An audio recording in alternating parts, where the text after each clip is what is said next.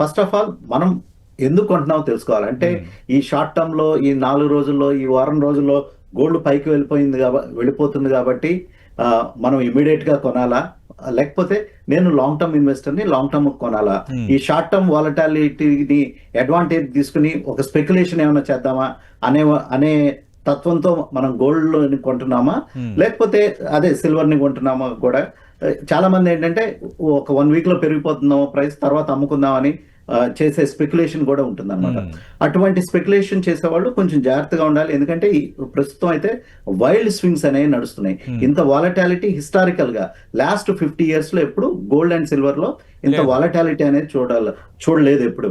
Normal గా volatility index అనేది వీటిని సేఫ్ హెవెన్స్ అంటారు. సేఫ్ హెవెన్స్ అంటే వాలటాలిటీ తక్కువ ఉంటుంది అనమాట. సో ఎవరైతే లాంగ్ టర్మ్ లో ఇన్వెస్ట్ చేయాలనుకుంటున్నారో డెఫినెట్ గా ఒక ఏం తొందర లేకుండా పెరిగిపోతున్నాయి, మనం బస్సు మిస్ అయిపోతున్నాం అన్నట్లుగా కాకుండా ఇటువంటి కరెక్షన్స్ డెఫినెట్ గా వస్తుంటాయి. ఏదైనా ఒక ఎసెట్ క్లాసు వర్టికల్ గా మూవ్ అయినప్పుడు, అంటే ఇంత ఇది ఒక స్ట్రైట్ లైన్ లో వర్టికల్ గా మూవ్ అయినప్పుడు డెఫినెట్ గా కరెక్షన్స్ లేకపోతే ఒక కన్సాలిడేషన్స్ వస్తాయి అన్నమాట.